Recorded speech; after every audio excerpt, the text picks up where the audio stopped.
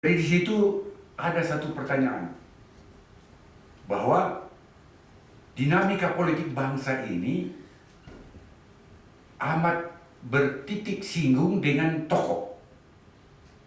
Senang atau tidak senang, kalau kita lihat kabinet, all the government itu, pada waktu periode Bung Karno, Pak Harto, desainnya itu adalah terserah beliau aja, terserah sampean. Kosong semua. Dengan latar belakang itulah kita mencoba bahwa presiden itu tidak seenaknya saja untuk mengatur dia punya kabinet. Ada ukuran-ukuran tertentu. Itulah inisiatif dari pasal 30, Undang-Undang 39 itu. Oleh karena itu teman-teman kita profesionalisasi, jangan ada fit berapa, 24 atau 34 atau 35.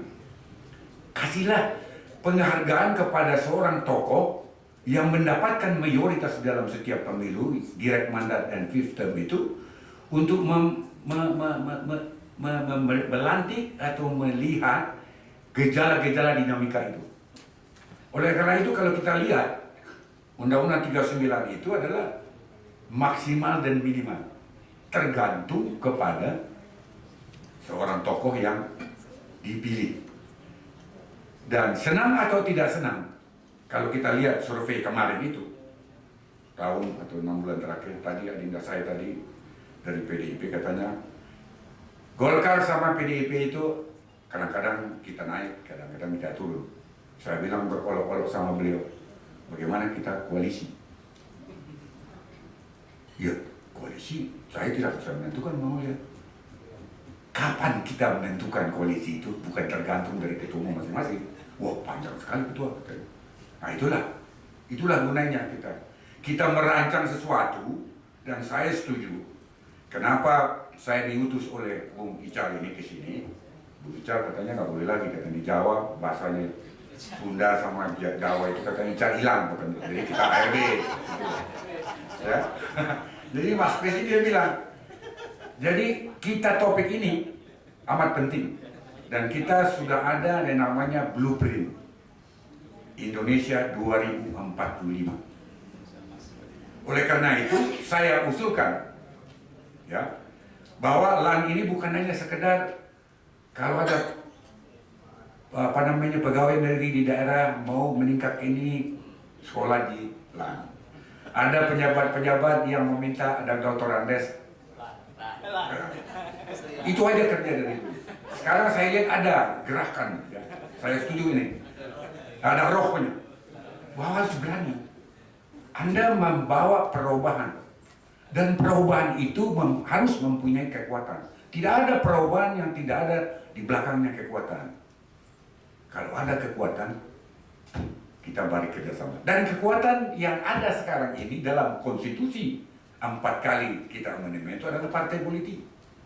Jadi jangan segan-segan Bapak dari LAN kerjasama dengan seluruh partai politik yang mempunyai satu putra terbaiknya menjadi presiden akan datang. Siapa itu? I don't know. Saya tidak. Harapannya saya sekarang ini, at least kalau Anda lihat di media itu tidak ada masalah dengan ARB. Kita sudah tetapkan bahwa dia tidak mencapai survei yang kita harapkan dia. Dulu juga saya katakan bahwa pada waktu dulu Clinton itu dulu bermain dengan Ross Perot, dengan itu semua, dia menomor 19. 6 bulan dia bisa main. Jadi kita harus timbulkan kepada semangat kader di internal partai ya kita ya. Semoga juga bapak-bapak nanti suatu ketika nanti memilih kita juga gitu. Harus ada keterikatan konsepsi. Manakala konsepsi itu hanya sekedar milik daripada ketua umum, you never get it. Pecah belah itu semua. Oleh karena itu, saya akan berbicara dengan partai saya supaya inisiatif dari LAN ini juga kita tawarkan di partai politik yang lain. Karena setiap presiden itu pasti dia butuh ini. Pasti. Nah, masalahnya sekarang ini setiap partai kalau survei mengatakan tidak ada yang yang namanya majority rule gitu loh. Single majority. Kenapa? Karena memang kita tidak tahu persis apa sebenarnya sistem yang kita bangun dengan amandemen 4 ini. Nggak tahu dia perempuankah atau laki, ataukah presidensialkah atau parlemen, nggak ngerti. Masa sistem presiden dirani dengan multi partai? Akibatnya presiden akan terpilih dari minoritas parti. 2004 partai 9% cuma. Jadi apa yang akan saya mendukung? Kita tetapkan dulu mana yang kita mau ambil. Kalau parlemen, take it for granted, oke. Seluruh konsekuensinya itu harus diikuti. Jangan kepala parlemen, pantat parlementar. Presidensial. Masih bagaimana seorang presiden yang terpilih di dalam pemilu 68%, dia masih membuat satu koalisi? Gak bisa. Tapi kenyataannya begitu. Golkar tidak ada dalam posisi dari dulu. Klimatologinya tidak dalam oposisi. Itu curse. Ya, jadi kita bermain. Oleh karena itu saya bilang, saya kasih tahu sama direktur yang lain itu, mari kita kerjasama. Ya, satu ketika nanti kalau ada waktu nanti Bapak datang ke DPP Golkar, tolong samakan itu. Kita sambut itu dan kita ngomong tadi dengan PDIP tadi juga dia akan undang gitu. Jadi satu gerakan sama yang kita tahu juga kan sama antara PDIP dan Partai Golkar dan partai semuanya itu sama, meyakinkan seluruh Indonesia supaya dikit kesejahteraan, pendidikan, kesehatan seluruhnya Indonesia itu naik ke atas itu, nggak ada bedanya. Itu yang kita mau. Jadi konsep ini sebenarnya kalau kita bergerak dengan antar partai, saya kira tak ada itu Pak Mas. Saya dukung ini. Selanjutnya kita juga ingin berpesan bahwa kalau tidak ada satu single majority, maka pasti ada koalisi. Nah sekarang dengan peraturan sekarang ini, koalisi semuanya partai mengatakan sesudah caleg. Mestinya kalau kita memilih presidensial, maka runningnya adalah partai sederhana. Kita memang tidak akan semua telan, itu ada apa kebijakan habit daripada Amerika. Belum tentu 2 atau 3, kita bikin 5 lah, sederhana. Sederhana tiap 5 tahun presiden threshold sama parlemen haruslah di dalam elit partai itu mengatakan ini untuk kemaslahatan sistem presidensial di mana nanti stabilitas ada di parlemen. Kalau semuanya itu duduk bersama, ada teman saya di sini, Pak Samuel Koto itu, ya, nggak ada masalah Pak. Sekarang ini kalau kita lihat, saya malu kadang-kadang dengan partai. Saya nggak ngerti media bagaimana. Kalau kita melihat partai itu, bukan main. 3 di belakang itu crop, katanya. Sampai keponakan saya bilang kalau saya pakai jaket kuning, korupsi loh. Keponakan saya. Bayangin. Tapi satu-satunya apabila Anda mencari pimpinan nasional hanya lewat partai. Kalau Pak Arso bilang itu senang atau tidak senang, suka atau tidak suka, siap atau tidak siap, ya itu. Ya kita lihatlah. Saya harapkan dulu saya tidak mau lagi pada waktu Yusuf Kala jadi anggota DPR. Puan muncul saya nggak ada. Saya kasihlah sama adik-adikku yang muda-muda itu.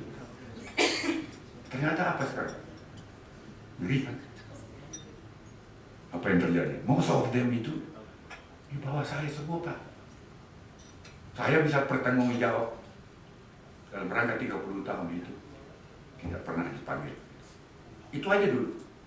Kalau ini, nggak usah yang lain-lain. Kitab Quran pun dikorupsi. Kitab Quran. Juniornya lagi. Juniornya lagi. Ini saya buka-bukaan. Seluruh partai kenal. Dan most of them adalah younger generation. Saya ditanya sama Pak Mubarak, kau jangan kalau nanti masuk partai, kau jangan harus.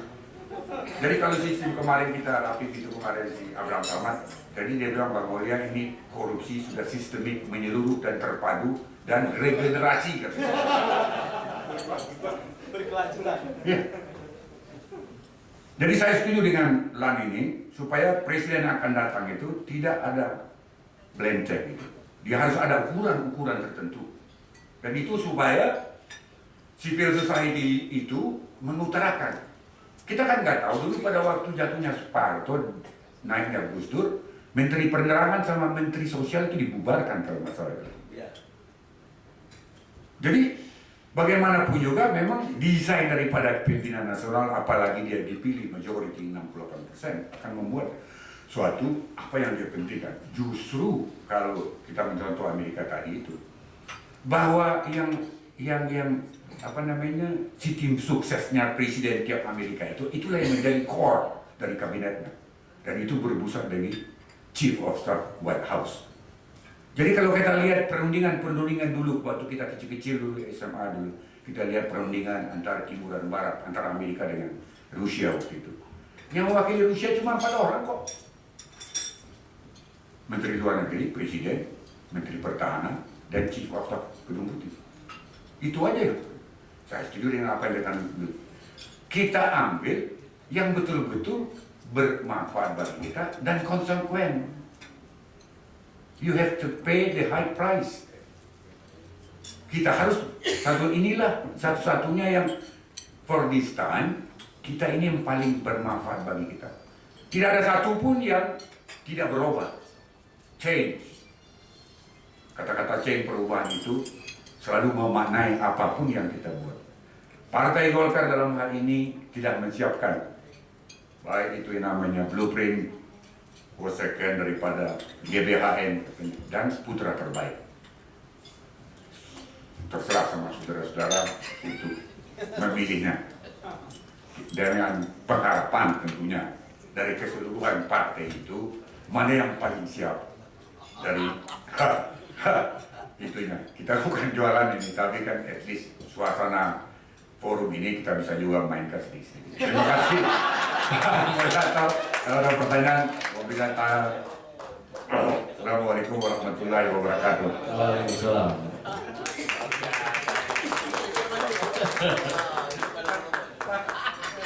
Jadi inilah bedanya legislator 30 tahun dengan legislator 5 tahun. Legislator 30 tahun itu dia selalu tahu bagaimana mencuri panggung. Salah satu bentuk mencuri panggung adalah setiap event akan selalu digunakan dan akan dikemasnya secara manis. Tapi saya sepakat tadi dengan Pak Aulia Rahman bahwa memang harus ada perubahan. Karena itu kalau 2014 ya memang harus ada gerakan perubahan. Partai dia. Jadi saya belajar dari Pak Aulia Rahman. Ya, tapi saya kira change tadi disebutkan perubahan. Perubahan itu kan bukan milik Nasdem aja. Golkar juga pilih itu. Jadi saya kira perubahan yang tadi ditawarkan oleh Golkar, ada blueprint 2045 2001 abad Indonesia. Iya, saya sudah baca Pak Aulia, saya sudah dapat dari Bang Idrus Marham, sudah dikasih. Saya kira lumayan detail juga. Jadi itu boleh juga untuk disandingkan dan tergantung portofolionya seperti apa gitu. Jadi ajakan tawaran tadi dari Pak Aulia untuk memasarkan ide dari LAN ini ke partai-partai politik saya kira sangat penting. Kemudian supaya nanti karena mereka lah nanti yang akan membawa Indonesia setidaknya 2014 sampai 2019. Termin selanjutnya adalah dialog. Kami buka, kita masih punya waktu 45 menit untuk dialog. Kami persilakan. Saya buka. Ya, Ibu satu, kemudian dari sisi kanan yang pakai kopiah, lalu kemudian Pak di depan sama di belakang, yang batik lengan pendek Pak. Nanti Pak siapa Pak? Ya, yang belakang. Nanti berikutnya saja Pak. Ya, dimulai dari Ibu, silakan. Terima kasih untuk kesempatan yang diberikan pada sore hari ini. Saya Saur Tumiur Situmorang dari Komisi Nasional Anti Kekerasan Terhadap Perempuan. atau biasa disebut dengan Komnas Perempuan. Tadi pagi rekan saya sudah menyampaikan sebetulnya bagaimana posisi lembaga-lembaga nasional HAM dalam struktur ketatanegaraan. Kami sangat mengapresiasi dan mendukung upaya-upaya untuk reformasi birokrasi, karena ini memang sangat dibutuhkan dalam rangka bagaimana membuat birokrasi yang simpel tapi mempunyai kinerja yang baik untuk memenuhi hak-hak konstitusi warga negara Indonesia. Namun ada beberapa hal barangkali yang perlu saya sampaikan. Yang pertama, bagaimana agar efisiensi itu tidak menjadi menghilangkan urgensi. Kami melihat misalnya dalam setiap kali kita membicarakan pembentukan kabinet baru, selalu masalah keberadaan Kementerian Pemberdayaan Perempuan selalu antara ada dan tiada. Lagi-lagi di dalam rencana ini kami tidak melihatnya dengan jelas bagaimana ini bisa kita melihat. Kami melihat keberadaan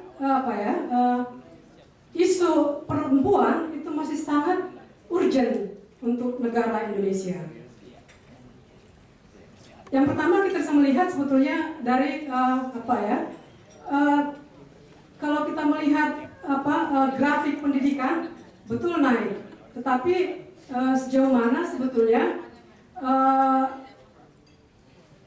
akses perempuan terhadap pengambilan kebijakan, akses perempuan dalam menikmati hasil-hasil pembangunan. Tadi kawan-kawan mengatakan juga bahwa ekonomi kita itu banyak ditopang dengan UKM. Pelaku UKM terbesar adalah perempuan. Tetapi lagi-lagi kalau kita melihat siapa yang bisa mengakses dana dari perbankan kita? Bukan perempuan. Yang berikut juga kami mau melihat dari pemantauan Komnas Perempuan dalam pemberian politik anggaran kita. Karena APBN dikatakan defisit, kemudian ada pemotongan. Tanpa melihat urgensi, dipotong rata setiap kementerian lembaga, bahkan komisi-komisi. Saya mencontoh komisi di mana saya berada, Komnas Perempuan, yang dapat dari APBN hanya 10 miliar, kemudian harus dipotong. Sama besarnya dengan kementerian yang punya budget ratusan atau triliunan rupiah. Nah, seperti ini, barangkali kita perlu melihat, jadi unsur urgensi itu menjadi sangat penting. Yang terakhir poin saya adalah kami sangat mengapresiasi pentingnya membicarakan tentang arsitektur kabinet ini, supaya tidak lagi-lagi setiap bahkan di tengah periode bisa bongkar pasang begitu saja dan tiba-tiba muncul struktur-struktur baru. Jadi supaya ada benar pedoman dari kepemimpinan yang akan datang, apa-apa yang sebetulnya sangat urgent untuk dipenuhi. Oleh karena itu penentuan angka apakah 24, 22, 15, lagi-lagi kami menyarankan kita melihat urgensinya seperti apa. Dari beberapa kasus yang masuk kepada kami dalam pemiskinan terhadap perempuan misalnya, dalam konflik sumber daya alam, itu ada banyak kasus yang muncul pada kami yang berdampak pada kekerasan terhadap perempuan. Satu daerah, satu lokasi dikatakan sebagai hutan lindung, tetapi oleh Kementerian Kehutanan, tapi kemudian diberikan izin untuk pertambangan di sana. Nah, lagi-lagi ada hal memang perlu dilihat, mana yang perlu diperamping, mana yang harus dipertahankan. Saya pikir itu. Jadi terima kasih untuk kesempatan ini. Ya, terima kasih Bu. Selanjutnya yang kedua, Pak, di sebelahnya Pak Samuel Goto.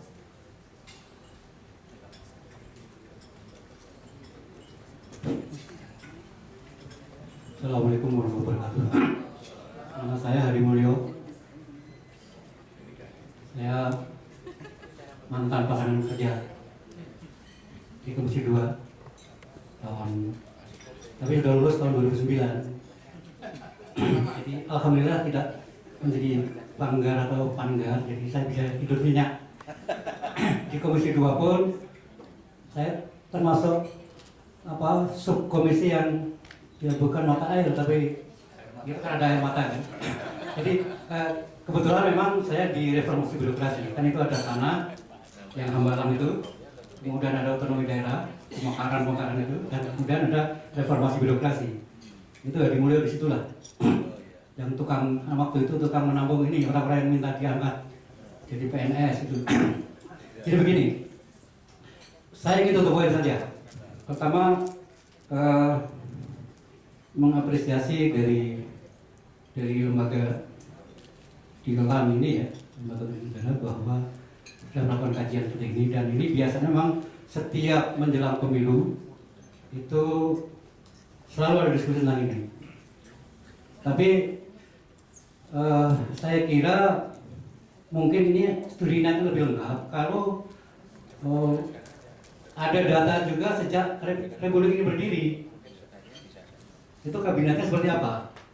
Ini saya belum menemukan itu. Itu satu.